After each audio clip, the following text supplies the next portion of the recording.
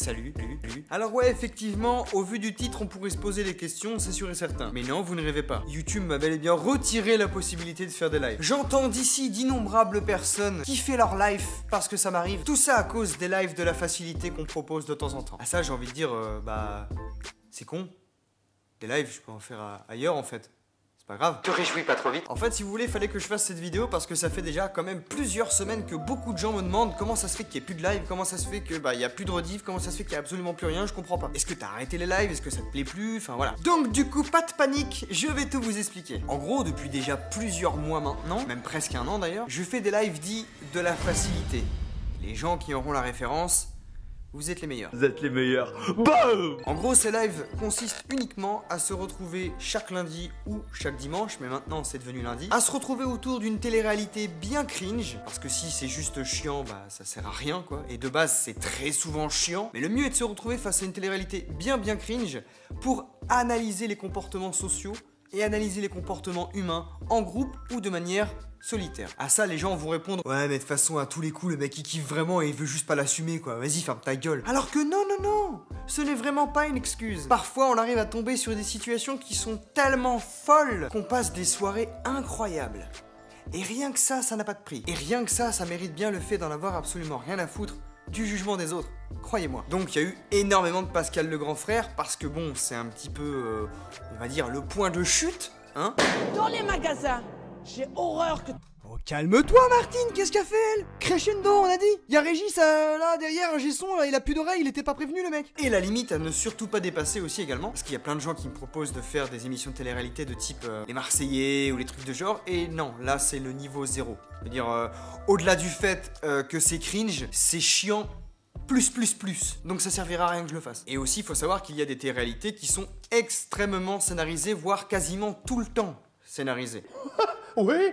Et alors? Donc le mieux, c'est de prendre des télé-réalités qui sont un peu scénarisées, parce que de toute façon on peut pas faire autrement, et d'autres qui sont, voilà, où on voit que c'est des tranches de vie, et tu te dis comment c'est possible? Je comprends pas. Et donc voilà, pendant plusieurs mois, on a écumé les Pascal le grand frère, on a écumé pas mal d'autres vidéos que plein de gens avaient déjà vues sur les réseaux, et je me suis dit, quoi de mieux que de vraiment s'investir corps et âme, de faire genre, c'est quelque chose qu'on attend chaque lundi parce qu'on est absorbé par l'intrigue de cette télé-réalité de merde, que de tomber sur des trucs où il y a des saisons et 40, 50 ou même 60 épisodes qui se suivent.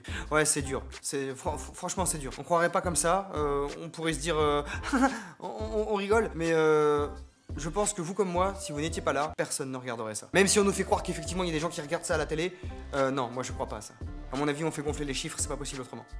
Vraiment pas. Et donc du coup, de ce fait, on est tombé sur l'île de la Tentation, qu'on a entièrement couvert. C'était l'événement de l'été incroyable, retransmis dans le monde entier et dans diverses galaxies. Et ensuite de ça, une fois que c'était fini, c'était comme une espèce d'abandon, comme une espèce de vide en nous. On s'est tous sentis un peu morts, et il fallait qu'on trouve quelque chose d'autre pour continuer cette aventure incroyable. Et on a trouvé, grâce à un viewer, qui m'avait proposé de regarder cette merde, et ça s'appelait La Revanche des Ex. Donc pour ceux qui suivent les lives, on a couvert La Revanche des Ex. C'était quelque chose d'assez difficile à regarder, vraiment. Marrant aussi, parce que c'est un peu le but, faut vraiment se marrer, c'est clair et net. Mais chose que je ne savais pas, c'est que la prod, elle est très susceptible et très casse-couille en fait. Parce que bon, à faire des lives sur la télé-réalité, vous savez bien que forcément c'est copyrighté. Il y a des boîtes de prod derrière, il y a des chaînes de télé derrière, et elles n'approuvent pas forcément que vous puissiez rediffuser leur contenu en plus d'obtenir de la thune quoi. De par les dons ou de par n'importe quoi d'autre. Donc ça les énerve un petit peu, tu vois. Ce qui est tout à fait normal, attention. Mais l'une de ces chaînes a vraiment mal pris la chose. Vraiment. Faut savoir que la plupart de mes rediffs de live sur YouTube se faisaient à peu près toutes niquées. Mais toutes, complètement. Les Pascal le grand frère, les cauchemars en cuisine, l'amour est aveugle, enfin bref, j'en passe, c'est les meilleurs. Et toutes ces rediffusions-là se faisaient niquer à chaque fois, et c'est pour ça que j'ai eu dans l'idée de faire des best-of live, parce que sinon, à la base, j'aurais jamais fait de best-of live. Moi, ça me permet après de remodifier les extraits qui font chier, pour pouvoir vous faire un condensé de ce que vous avez loupé, parce que beaucoup ne peuvent pas assister à ces lives. Et c'est pour moi l'un des meilleurs moyens de pouvoir vous proposer ce qui s'est passé en live, sans avoir les problèmes de droit d'auteur, sans avoir les problèmes de live ou rediffusion bloqués. Donc c'est pour ça que j'ai fait ça. Sauf que, il s'avère que la chaîne en question de La Revanche des Ex en a eu tellement marre qu'on prenne leur contenu, ils en ont eu tellement marre qu'on se serve des gens de cette émission pour rire, pour se divertir et s'amuser entre nous chaque lundi soir, qu'ils ont mis l'entièreté de leur propre chaîne en privés. Et alors? Et c'est vraiment pas des conneries, hein.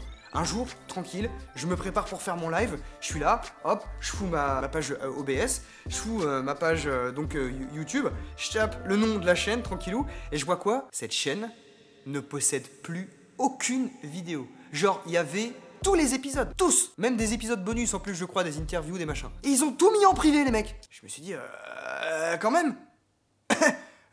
Pourquoi?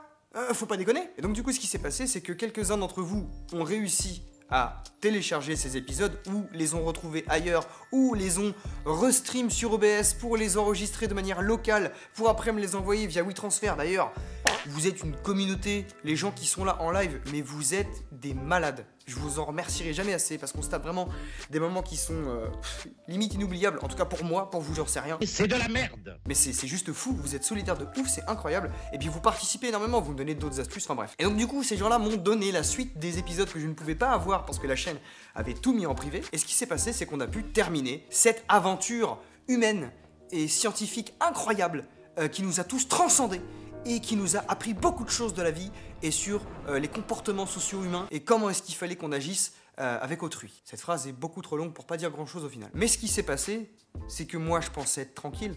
Je me disais ouais bon c'est bon, je suis habitué à recevoir des content ID, je suis habitué à ce que YouTube m'envoie 14 milliards de mails à la fin de chaque live pour me dire Vous avez une réclamation? Vous avez une réclamation? véridique, hein, je recevais au moins 14-15 à chaque fois que je coupais le live, hein, c'était n'importe quoi, mais j'étais habitué, tu vois, je me disais, bon, le live est bloqué, c'est pas grave, hein, le machin il est en non répertorié, il est pas monétisé, je m'en bats les couilles. Mais il s'avère qu'un matin, je me lève, juste pour voir un petit peu ce qui peut se passer, je prépare mon live tranquille en me disant, voilà, ce soir je vais faire un truc cool, et le soir venu, je veux lancer mon live sans avoir fait de test au préalable, et là je vois quoi? La fonction live n'est pas possible.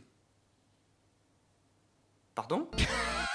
Ouais, la fonction live n'est pas possible, monsieur. Allez vous faire enculer. Ah. Mais du coup, ce qui s'est passé, c'est que on a essayé de faire la suite de ces événements-là sur Twitch, parce que j'avais déjà remis au goût du jour ma chaîne Twitch où je ne faisais que du jeu vidéo. Et la particularité d'avoir Twitch et YouTube, c'était YouTube, les lives de la facilité que la communauté attend, que la communauté YouTube veut, machin et compagnie, et les lives Twitch pour un autre style de communauté qui ne veut voir que du jeu vidéo, des débats ou des trucs de genre, ou même de la musique, parce que je fais de la musique aussi en live, ça m'arrive des fois.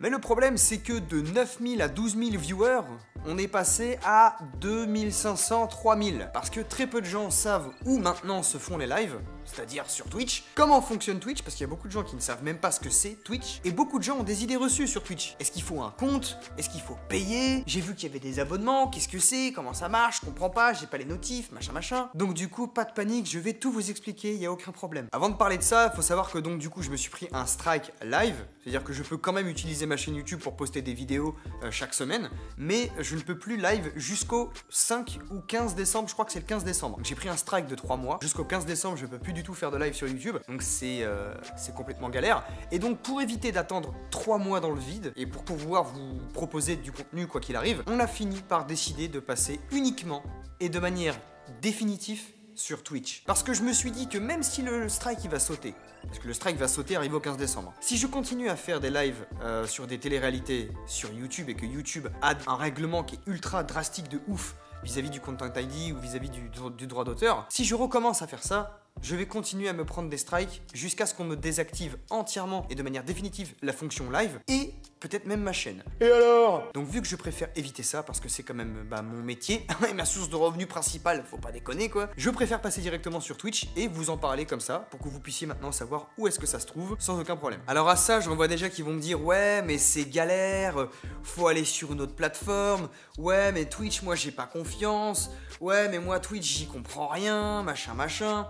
Alors, je vais juste vous dire tout simplement, sur Twitch, il me semble, en tout cas cette information reste encore à vérifier, mais il me semble que vous n'avez pas besoin d'avoir de compte pour voir un live. C'est-à-dire que si vous voyez le lien d'un live, vous cliquez dessus, vous avez directement le lecteur devant vous et vous n'avez pas besoin d'avoir de compte pour le voir. Donc si vous n'êtes pas du genre à commenter, à liker ou à follow ou je ne sais quoi, vous n'avez besoin d'avoir absolument rien que de cliquer sur un lien uniquement, c'est tout ce que vous avez besoin de faire. Ensuite, pour pouvoir avoir les notifs de quand il y a un live qui pop ou quoi que ce soit, il suffit juste de follow. Follow, c'est entièrement gratuit. C'est comme si vous vous abonnez sur une chaîne YouTube. Vous avez le petit cœur en haut du lecteur, vous cliquez dessus, paf, voilà, vous recevez un mail à chaque fois dans votre boîte, directement quand il y a un live qui se lance. Et même malgré ça, si vous continuez de penser que c'est ultra galère Twitch par rapport à YouTube, je vais vous donner un argument imparable qui pour beaucoup, apparemment vous change la vie d'après ce que vous me dites, c'est que maintenant, les rediffusions de live, elles restent, elles ne se font jamais bannir. Jamais. Donc ça, c'est le gros point positif. Toutes les rediffs de live seront directement disponibles dans la liste de vidéos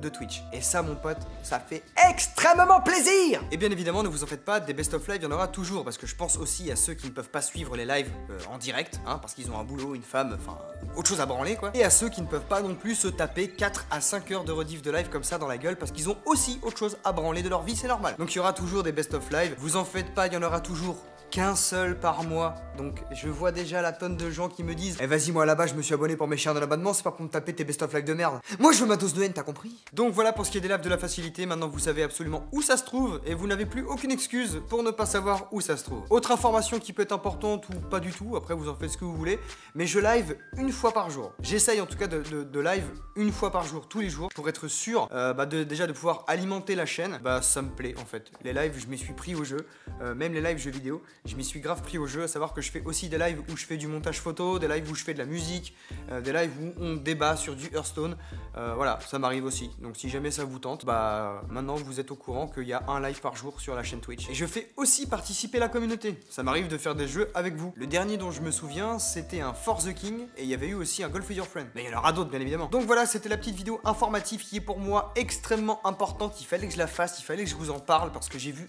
énormément de questions vis-à-vis de ça, et de gens qui ne savaient pas pourquoi il n'y avait plus de live, alors que si, il y en a toujours eu. Mais bon, voilà, je sais bien qu'il y en a beaucoup qui n'ont que YouTube et pas d'autres réseaux sociaux. Et d'ailleurs, vous avez bien raison de vous préserver de ça. Le prochain épisode de Roue Libre est en préparation. Je vous tiens au courant dans la semaine. Pensez à mettre un petit pouce bleu, activez la cloche, ça fait toujours plaisir, parce que les gens ne voient plus les vidéos apparemment avec les notifications qui ne se lancent pas.